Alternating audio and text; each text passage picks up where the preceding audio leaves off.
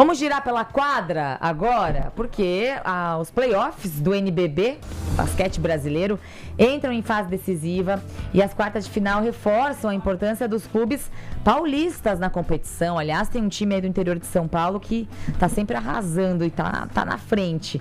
Em séries tão equilibradas, pesa mais a tradição da camisa, a preparação física, a tática, o que pesa para a reta final?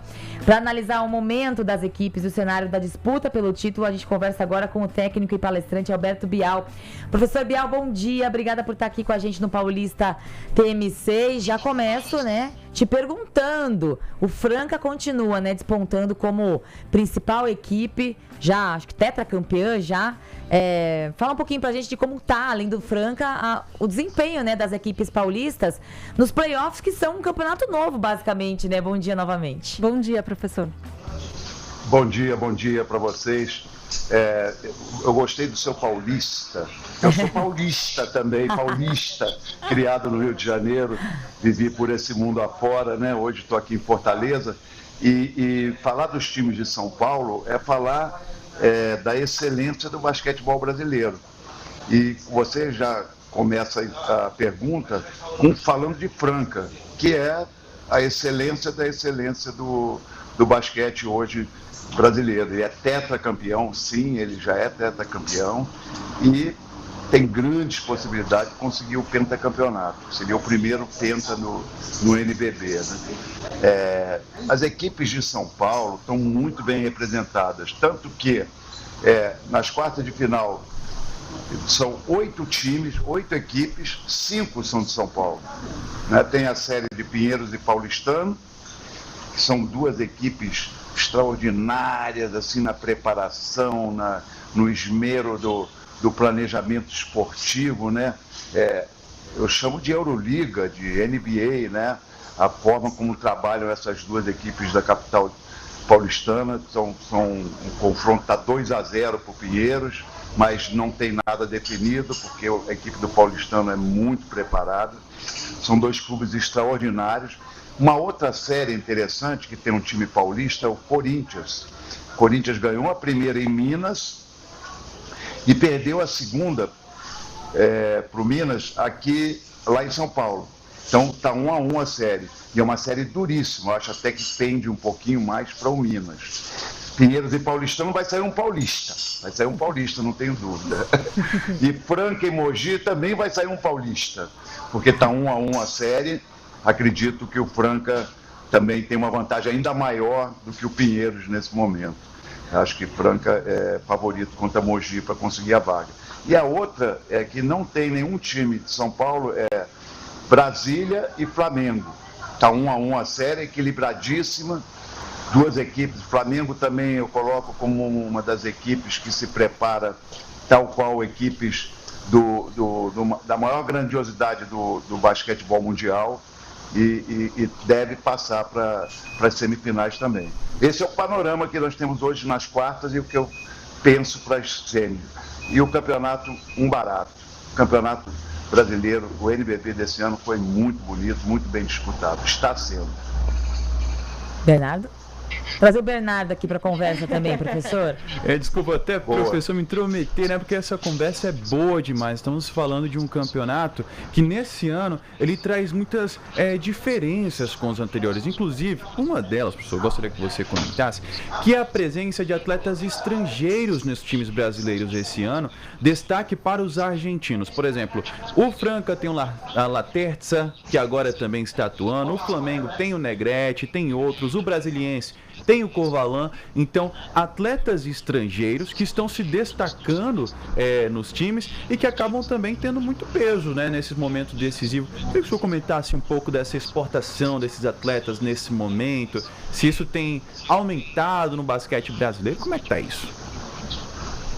Lembra até um pouco do nosso futebol, que hoje tem equipes que têm 9 dos 11 jogadores estrangeiros, No basquete, a gente tem a possibilidade, nessas 20 equipes que jogaram o NBB, de termos 4 jogadores estrangeiros. Nós tivemos sérvios, americanos, foi o maior número de estrangeiros, argentinos, como você falou, colombianos, venezuelanos. Isso é muito rico, porque essa diversidade, né, de culturas do basquete, ela só enriquece, né, o produto. E o brasileiro, a gente não consegue fazer um campeonato do nível que é o NBB hoje, que é o campeonato em Liga Nacional das Américas. Eu tiro a NBA, que é o concurso, né? Mas fora a NBA, o México, a Venezuela, a Argentina, que tinham as ligas principais do basquetebol das Américas, hoje são totalmente superadas pelo basquetebol brasileiro. O NBB, a Liga Nacional de Basquete, faz a competição de melhor qualidade, de maior assistência, né, de maior número de fãs. Então, a necessidade de termos quatro estrangeiros é pelo número de times.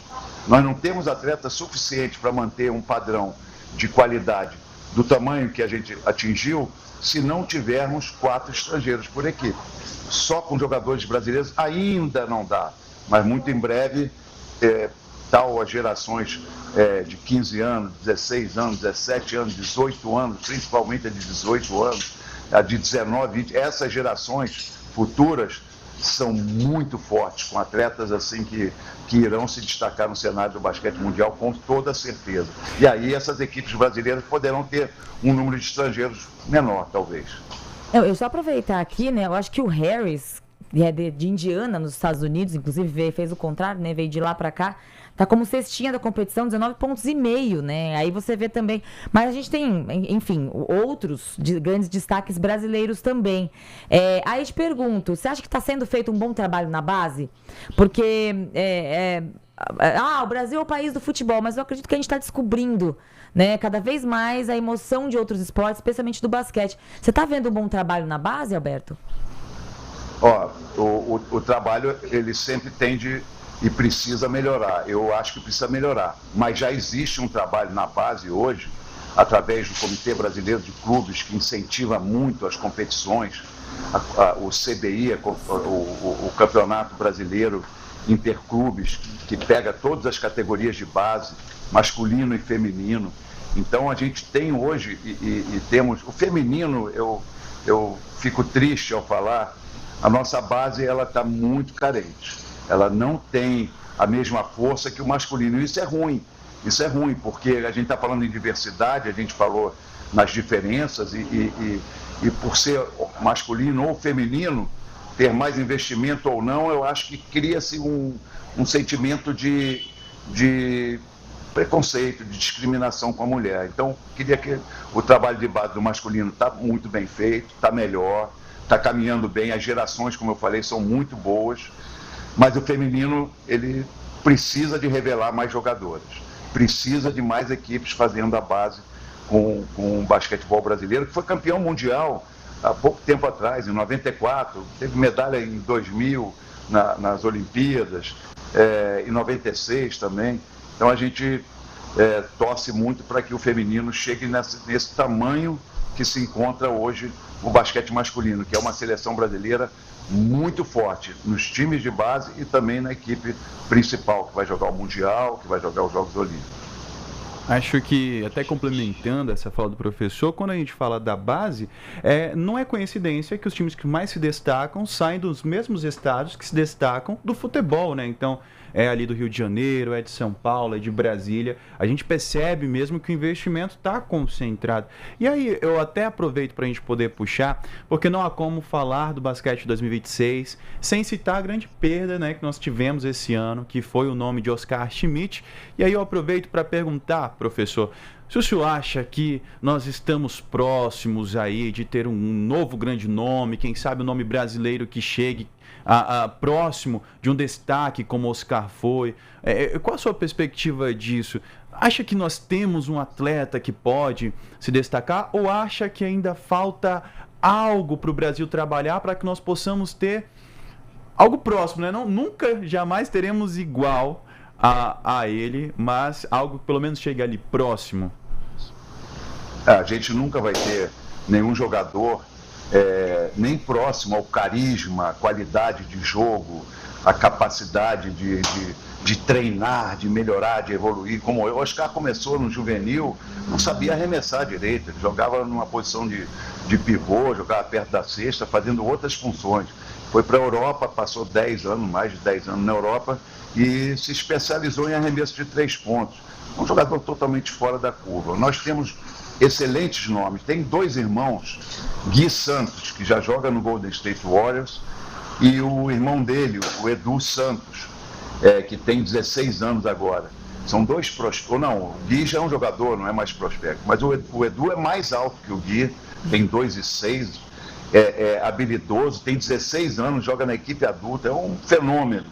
É um jogador que tem tudo para ser um dos maiores jogadores da história do basquetebol brasileiro também, mas está com 16 anos. Matias Alessanco, do Santos, Matias, ele rompeu o ligamento cruzado agora, mas é um jogador que de 17 para 18 anos que está, assim, estava brilhando, né? Agora vai ter que fazer essa recuperação, mas vai muito longe. A gente tem alguns jogadores e gerações de jogadores, né?